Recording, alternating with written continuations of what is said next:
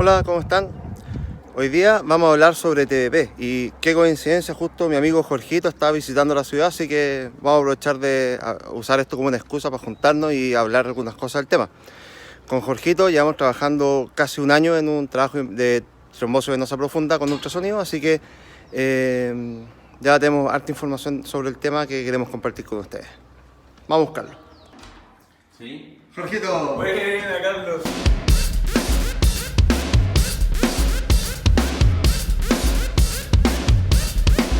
Bueno, entonces ya estamos instalados para esta sesión de preguntas. Ya, menos el sol de Santiago, yo por lo menos. Vamos ahora a iniciar esta sesión de preguntas recogidas del público. Así que vamos con la primera, pues Nico, alias Jorgito. ¿Ah?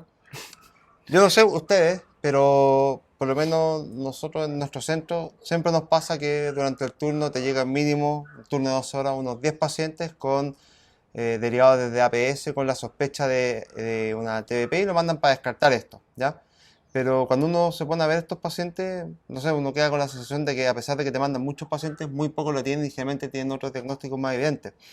Entonces, la duda que tengo yo es, finalmente, ¿Qué tan común? ¿qué tan común es, cuál es la prevalencia en verdad? O sea, ¿cuántos pacientes en verdad tienen TBP? Sí, mira, es muy frecuente que nos lleguen pacientes que son derivados con este motivo de consulta. Y la verdad es que, como tú bien lo dices, la mayoría de las veces vemos que se dan con otro tipo de diagnóstico. Si uno engloba y ve los estudios como en lo global, cuánto es la verdadera prevalencia de los pacientes que tienen sospecha de TBP, cuántos se van con el diagnóstico, es solamente un 20%. Entonces, habitualmente los pacientes tienen otros diagnósticos diferenciales y eso es lo que los clínicos tienen que hacer, pensar en todos los diferenciales, como una tromboflebitis, una celulitis, un quiste Baker, linfedema, varices, etc. Entonces, la verdad es que la mayoría de las veces los pacientes que se sospecha este diagnóstico se va sin el diagnóstico. Oye, ¿tú cachai si hay algún dato, hay datos locales sobre esto? La verdad es que en Chile no hay ningún estudio de prevalencia de TBP, pero yo creo que con lo que nos pasa, que vemos muy frecuente en la clínica, es que deben de estar muy cerca de lo reportado a nivel de la literatura, más que nada en otros países, porque finalmente yo creo que de todos los pacientes que nosotros vemos, es la minoría la que se da con el diagnóstico de TBP. Claro. Así que yo creo que debe estar cercana a ese 20%. Sí, mira, les dejo acá un paper, ¿ya? Que dentro de, bueno, habla mucho sobre cómo hacer el diagnóstico de TBP, pero además de eso, Muestra una serie de casos de como sí, sí, y es bien los interesante que números bien groseros de los pacientes, un 10% tiene TBP, un 10% tiene celulitis, un 10%, alrededor, siempre es como un 10%. alrededor, pues ya. Hay otro porcentaje también, un 10%, que en verdad es 13,6 me parece, que engloban todas las cosas que son de trauma, pues, hematoma, desgarros musculares, ¿ya?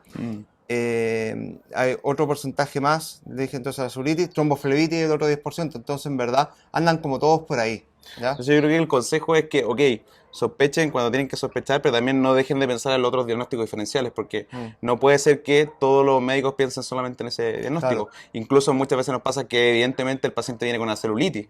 Entonces creo que... Claro, y tratan de como buscar una coexistencia que no tiene ningún sentido si ya clínicamente estás teniendo una celulitis o un absceso, por ejemplo. Exacto.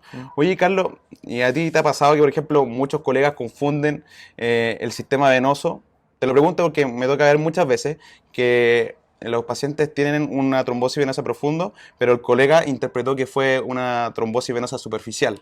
O Sí. al revés, también me toca ver que trombosis venosas superficiales han sido mal interpretadas y no han sido en manejo sin anticoagulación. Cuando en verdad el diagnóstico definitivo era una trombosis venosa profunda. ¿Te ha pasado? Sí, no, sí, es bien común. Yo creo que toda esta cuestión viene de, no sé, no explico por qué cuando hablan de la femoral la dividen femoral profunda y superficial. Por eso al final Eso es lo que más confunde, yo sí, creo. lleva demasiado error. Porque claro, el radiólogo hace su eco y te dice ya hay una trombosis en la vena femoral superficial. Y como te dicen superficial, tú crees, intuyes que es solamente una trombosis venosa superficial, pero es una vena que está en el territorio profundo.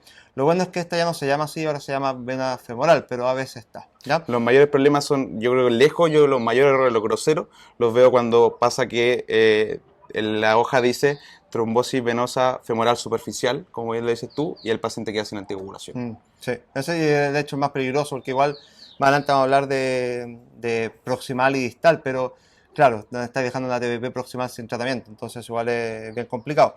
Igual es importante que hagamos un repaso. De la Eso, anatomía, deberíamos hacer sí, un resumen sí. del... Mira, recordemos el sistema venoso, ¿ya? Llegando desde la vena cava inferior, se va a dividir en dos: ilíaca interna, que se va a ir a la pelvis finalmente, y la ilíaca externa, que cuando llega al ligamento Ligamento inguinal inguinal. va a pasar a llamarse la vena femoral Ujú. común, ¿ya?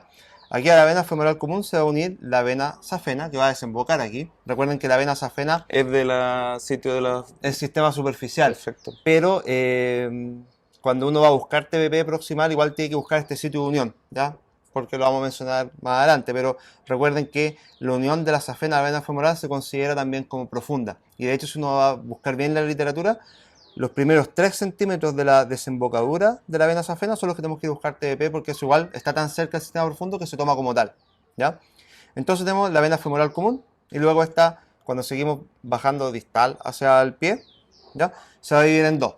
Entonces aquí viene el problema, ¿no es cierto? En femoral profunda y femoral a secas, o mal llamada antiguamente femoral superficial. Después ¿Qué de pasa eso, más abajo, claro, entonces? después de eso seguimos bajando, ¿ya? Y vamos a seguir con la vena femoral o femoral superficial. Y una vez que llega al nivel del canal del aductor o el canal de Hunter, que es como un poquito superior a la rodilla, vamos a ir por cara medial siempre, ¿no es cierto? Siempre medial, medial, medial. Y cuando estamos llegando al canal del aductor, se va a girar hacia posterior y se va a meter en la fosa poplitea, ¿ya? Al llegar aquí, la vena femoral va a cambiar de nombre y va a pasar a llamarse la vena poplitea. Y una vez que llegamos ya a la vena poplitea, si uno la sigue distal, vamos a encontrar la trifurcación de esta, ¿ya? Se van a ir generalmente en 3 arterias, que es la tibial anterior, tibial posterior y la peronea, pero además de eso está la vena del gastrocnemio y otra más chica, que es la vena sólea. Esas ¿Ya? son las musculares, las La más gastrocnemio y distales, sólea ¿no? son, claro, son las también llamadas musculares. ¿Mm? Perfecto. Así que eso es como un pequeño repaso de toda la trifurcación, y como podemos ver acá en el Ujú. esquema, hay que recordar los nombres finalmente para saber, además de dónde buscar cuando uno lee el reporte de un examen comprensivo hecho por el radiólogo, saber bien si te dan el sitio anatómico, si es que es trombosis venosa superficial o profunda. Igual, para evitar los errores, por ejemplo, en el lugar donde trabajo yo, el informe igual viene al tiro descrito si es trombosis venosa superficial o profunda, además de escribirte en qué vena está el coágulo, porque finalmente es mucho más fácil que el radiólogo te dé al tiro si es venoso profundo o superficial, y así no evitamos todos estos errores. Pero muchas veces no ocurre en Claro, eso, así que creo que es muy bueno conocer que la anatomía. conocer la anatomía, y este resumen ayuda bastante. Y además es un punto que habitualmente no se toca dentro cuando se aborda este diagnóstico. Mm. Sí, de acuerdo. Oye, Jorgito, ¿qué opinas tú que muchas veces uno ve en la práctica clínica que llega el paciente con sospecha de TBP y ocurren dos cosas? Le toman un dímero D al paciente, ¿ya? Y esperar el resultado de eso para decidir el paso a seguir. O de frentón le piden un Doppler nomás, y con el Doppler definen qué pasa y no hacen mucha descripción de qué ocurre. ¿Tú crees que estamos empleando mal la estrategia diagnóstica? Sí, mira, este tema es súper importante. Yo creo que efectivamente la idea de la estrategia diagnóstica es no abusar de exámenes de más, ¿ya? Y ya sabemos hace mucho tiempo que no todos los pacientes tienen la misma probabilidad de tener una trombosis venosa profunda. Eso se dio cuenta, de hecho, Philip Wells, y que creó el score que nosotros todos conocemos. Y con eso ya sabemos que no todos los pacientes tienen la misma probabilidad. Eso varía, ya desde un 5, un 15, un 50%, según su probabilidad sea leve, moderada o altamente probable, ¿ya? Y lo que tenemos claro y lo que se sabe como lo que es ampliamente aceptado es que se acepta que un paciente que tiene una probabilidad pretest baja, uno puede jugar con un dímero D y descartar este diagnóstico, Mm, ¿vale? Pero hay mucha controversia con otras probabilidades, por la intermedia, por ejemplo, ¿ya? Y eso es porque hay dos tipos de dímero D, ¿ya? El dímero D que es altamente sensible, mm, que son generalmente los que ocupan la técnica ELISA, y otros dímero D que son moderadamente sensibles, que generalmente ocupan la técnica por látex. mm. Si nosotros tenemos la técnica altamente sensible, también podemos descartar las TDP, aunque sean intermedia probabilidad. Claro. Pero ahí es Entonces, súper importante que sepamos en nuestro centro qué tipo de dímero D tenemos. yo creo que eso es fundamental. O Mm. sea, los clínicos tienen que averiguar qué tipo de dímero D tienen, si es altamente sensible, una ELISA, o un látex que es moderadamente sensible. Claro, ahí claramente si tenemos látex no va a servir No va a mucho. servir, solamente Mm, nos serviría para el bajo riesgo. claro. Entonces, yo creo que eso te puede ahorrar un par de exámenes si es que tú sabes interpretar por ejemplo, si llega a tener el dímero D altamente sensible, te puede ayudar a descartarlo con sensibilidad intermedia, o sea, con probabilidad intermedia de tener la trombosis. Claro. Eso. Sí. O sea, es que igual, pero por ejemplo, imagina otra cosa. ¿Te has fijado tú que el dímero D generalmente demora como 2 horas? Bastante el tiempo. Sí, igual es cierto, de repente se demora Claro. y depende del laboratorio O sea, local. cuando tú tienes el que es altamente sensible, el ELISA, demora más o menos como eso, como 2 Sí, horas. el otro es Entonces, más rápido. claro, entonces bajo ese punto de vista, igual encuentro que me sale mucho mejor ocupar mi probabilidad pretest y si luego de examinar al paciente sigo pensando que el paciente entraría en un track de estudio de trombosis venosa profunda, en una se vale más la pena una vez ahí, sin importar la probabilidad pretest que tenga, Mm. pedir un Doppler formal si es que yo tengo el recurso de un radiólogo que pueda hacer estudio 24/7. Porque finalmente igual, entre que esté el estudio y todo, va a demorar probablemente, entre que el paciente vaya a rayo, le hagan el examen, vuelva, esté en informe, probablemente igual va a demorar como 2 horas. Pero voy a ir un paso más allá porque si el dímero D me llega a salir positivo, porque recordemos que el dímero D es solamente para ir a descartar, si me llega a salir positivo igual, me hubiera ahorrado esas 2 horas versus de pedir un dímero D que me salga positivo y después pedir un Doppler. Entonces, en una de esas, si tengo el recurso, no valdría tanto la pena tener que pedirle el dímero D siempre. Yo creo que todo, claro, porque también en estrategia costo-efectiva de repente también más o menos incluso vale lo mismo Mm. en algunos centros, sobre Claro, todo. claro, y sobre todo en una de esas, claro, probablemente el Doppler de radiólogo es mucho más caro en algunos lugares que el dímero D, pero si tú tomas el tiempo de estadía que está el paciente en la urgencia, probablemente no salga tan mal. Ujú. Sí, creo que eso también es variable según contemos o no con los distintos recursos. Hay en algunos lados que no se cuenta con el recurso de ecografía Doppler y ahí los médicos tienen dímero D. Entonces, yo creo que eso siempre varía según el centro, la disponibilidad de los recursos y el tiempo que se demoran esto en el centro local. O sea, eso es algo que variable caso a caso. Sí, po. Y siguiendo con lo mismo, con el dímero D y el Wells y todo, ¿vale la pena en verdad ocupar el Wells o con el Gestalt estamos bien y listo? Tú dices así como hacerte una impresión Sí, y con mi impresión, como te decía, onda, me hago mi impresión y si mi impresión es baja o alta, o decido qué intermedia, hago, así claro. que haces. Mira, yo creo que esta pregunta se la han hecho los clínicos sobre todo para el caso del TEP. Para TBP, lamentablemente no sabemos porque no tenemos los estudios correspondientes, ¿ya? Pero tú y yo sabemos y estamos participando en un estudio en el cual llevamos más o menos 123 pacientes Mm, y nos hemos dado cuenta de algo que es grosero. O sea, los médicos fallamos mucho. qué vergüenza. Fallamos mucho en tratar de hacernos una impresión clínica. Mm, Más o menos, yo creo que con lo que datos que tenemos es más o menos un 30% de falla. mm. Hay muchos médicos que piensan que es una probabilidad alta y finalmente Sí, po. muy baja, o viceversa. Entonces, yo creo que lo mejor en estos momentos es tratar de ocupar algo que está consensuado, Sí. algo que se ocupa y está validado para los estudios clínicos, epidemiológicos, y para que todos hablemos el mismo lenguaje. Sí. Así que yo creo que en esto vale la pena ocupar el Wells y no tu claro. impresión clínica. Y con lo que estamos viendo que la impresión clínica, por lo menos en la serie que llevamos nosotros, tiene tanto error que en verdad si tú, por ejemplo, vas a trasladar a un paciente en ambulancia, como en algunos lados lo hacen por una sospecha de TBP, por último se vaya a gastar un recurso tan escaso como la ambulancia, ocupa el Wells para definir bien. Ujú. Así que el consejo es ocupar el Wells. Oye, ¿y podemos ajustar el dímero D por edad como se hace con el TEP? Porque al final igual, como que... El dímero D por sí se Claro, altera con varias cosas, con la edad, por claro, ejemplo. lo que te quiero decir al final, como que, no sé, igual hemos investigado harto sobre TDP en estos últimos años, como para poder tener una base teórica buena para este estudio que estamos haciendo, pero te has fijado que como que todo el mundo le gusta mucho más hablar de TEP y TEP y TEP, y como que la TDP, que finalmente es como el causante de la mayoría de los TEP, como que está de lado 80%, y sí. no tiene muchos estudios. Pues entonces, por ejemplo, lo que te voy a preguntar ahora, porque uno tiende como a extrapolar las cosas de TEP para TDP. ¿Podemos ocupar el dímero D Ajustado ajustado por por la edad.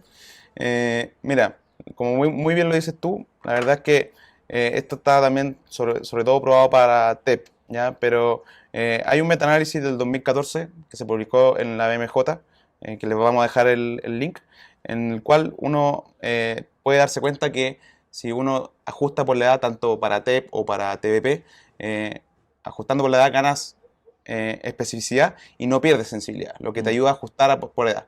Y esto se agarraron los clínicos para hacer el estudio que salió después en la llama, para el TEP en forma prospectiva. Eso se validó ya. Eso salió como el 2016, que también le vamos a dejar el link. Pero la verdad es que no tenemos ningún estudio prospectivo para TDP. Por tanto, eso no está aprobado. Así que el ajuste por la edad en TDP todavía no tenemos evidencia para poder decir con categoría que podemos ajustarlo. Carlos, yo te quería hacer una pregunta porque sabemos que todos los exámenes de ultrasonido tienen ciertas limitaciones. Pero yo te quería pedir una cosa antes, que igual como que ya llevamos hablando un buen rato. ¿Qué te pasa? ¿Estáis seco? Sí. Pues De nuevo, Carlos. De nuevo, Carlos. Una chelita. ¿Otra más? ¿Eh? No, es la primera recién. Solamente Sí. ando manejando, así que tú sabes. De acuerdo contigo. Ya, vamos por una. Vamos por una chela. Bueno, estamos ya listos. Ahora sí tenemos gas.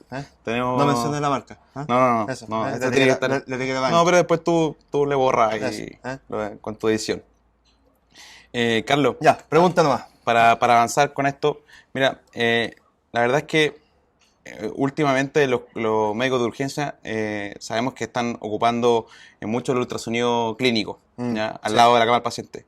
Y yo he visto y he escuchado que existen muchos protocolos y también uno lo ha leído que existen los 2 puntos, 3 puntos extendidos. Yo te quería preguntar, ¿cuál piensas tú que es el mejor protocolo para que nosotros ocupemos en la urgencia? Sí. Escucha, mira, igual ahora voy a tratar de no dar tanto la lata con esto porque igual el tema a mí me apasiona harto, así que... Pero mira, partamos del principio que los protocolos para diagnosticar TBP dentro del ultrasonido clínico no es el examen comprensivo que hace el radiólogo, ¿ya? No vamos a ir a ese nivel. Lo que vamos a hacer nosotros es tratar de buscar dentro de los pacientes con sospecha de TBP cuáles son los que tienen un alto riesgo de TEP. Y estos son los que tienen TBP proximal. Perfecto. No vamos a ver las distales. No las vamos a ir a ver, ¿ya? Básicamente escudados en dos cosas. Primero que las TBP distales, muy pocas, ¿ya? Llegan a causar TEP, ¿ya? Y otro punto que también es importante es que, claro, no tienen mucho riesgo de morbilidad y diagnosticarlas es bastante difícil, incluso para los radiólogos. Ya de hecho, hay algunas series que muestran que los radiólogos, para ir a diagnosticar en TBP distales, tienen una sensibilidad de un 56%, una especificidad así bastante buena, 97%, ¿ya? Pero no es tan bueno. No, su sensibilidad no es buena, ¿ya? Y el tiempo que demora es bastante, entonces a nosotros igual eso ya nos queda grande y... No tiene sentido. En la urgencia no tiene sentido. Finalmente tú dices que todos los protocolos están enfocados en buscar la trombosis venosa profunda proximal. Claro, de la rodilla para arriba, ¿ya? Entiendo. Perfecto. O sea, en verdad, del hueco poplito para arriba. ¿Y de dónde viene esto de lo que mira, escuchamos? Claro, Esto? toda esta cuestión viene, como podemos ver acá en el esquema que les voy a mostrar, de este estudio de Cogo del año 93, donde pescaron a 562 pacientes que hicieron venografía y tenían TBP. Estos 562 pacientes son una serie de pacientes con verdaderos positivos muy alta, ¿ya?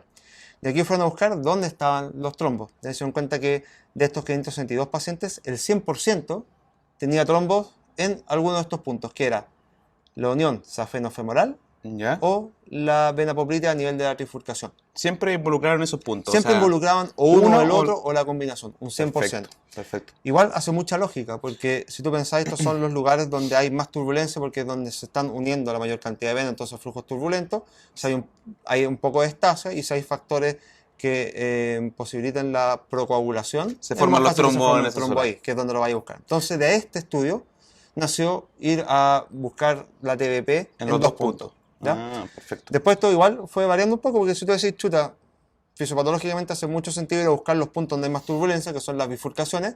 Entonces, aprovechemos que estamos al ladito de la unión safenofemoral, bajemos un poquito hasta la bifurcación de la vena femoral, acuérdense, en profunda y vena femoral o la mal llamada antiguamente superficial.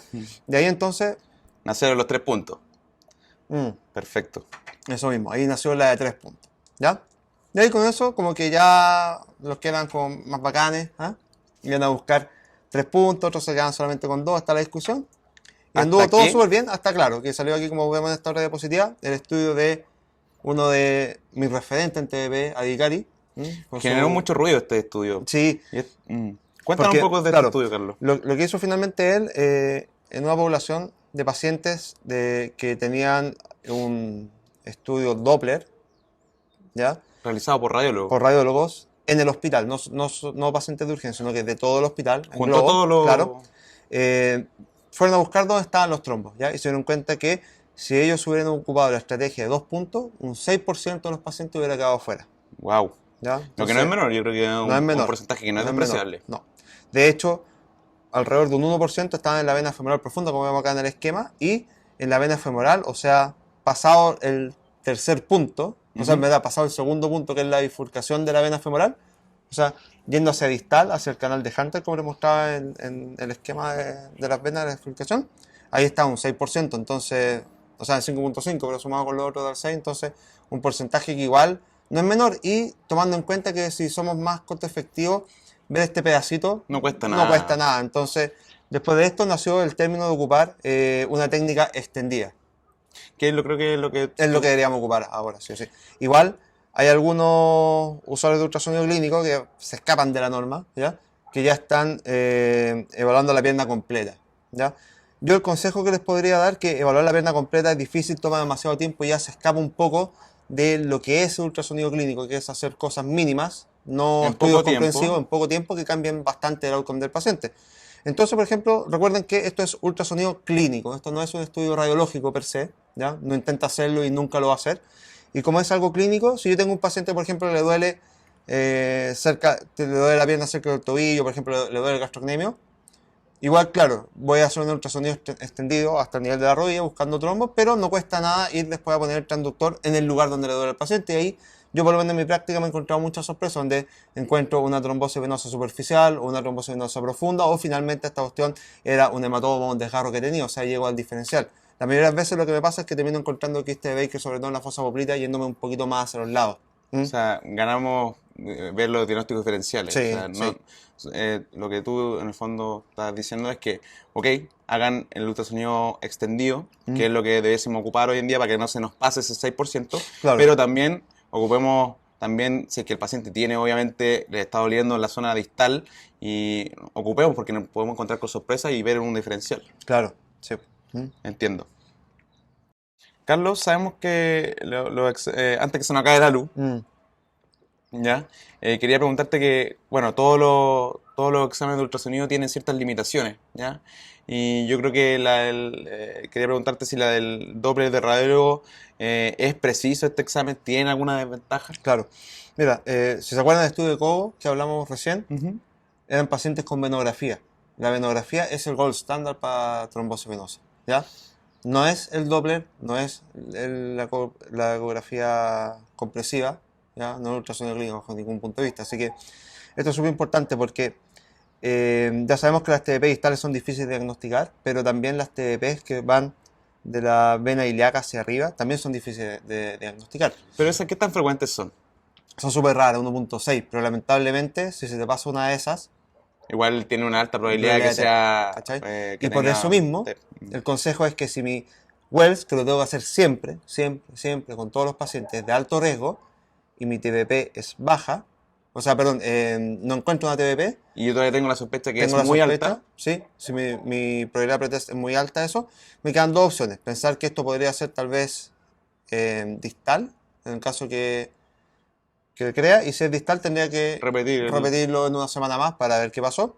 Pero si yo sospecho que es proximal, no me puedo quedar tranquilo con eso y tengo que pedir un mejor estudio que debería ser un TAC de abdomen pelvis para ir a buscar los trombos en estas venas, que es difícil de encontrarlo o sea, que es imposible encontrarlo con técnica compresiva. Pero ojo, porque el radiólogo no ocupa solamente técnica compresiva, ocupa dos técnicas más, que son la técnica de aumentación y específicamente para estos casos, para trombos que son ilíacos más altos, ¿cachai? Ya tirados hacia el abdomen, los cambios respirofásicos, ¿ya? Nosotros no lo ocupamos, lo vamos a mencionar más adelante, pero básicamente no son tan simples de hacer y requieren una curva mayor de entrenamiento. Entonces, eventualmente, cuando el radiólogo hace el ultrasonido Doppler, eventualmente podríamos tener una sospecha con su estudio a que haya un trombo más proximal. Él podría dar luces, podría dar luces y sugerir. generalmente cuando cuando los cambios respirofásicos indican que hay una obstrucción que es proximal al lugar donde estamos interrogando, generalmente dentro de la impresión diagnóstica te indican que se recomienda pedir un estudio de imagen de la cavidad pélvica para buscar los trombos ahí. Quedó muy Yo claro. creo que ya está súper oscuro, así que sigamos adentro. ¿Ya?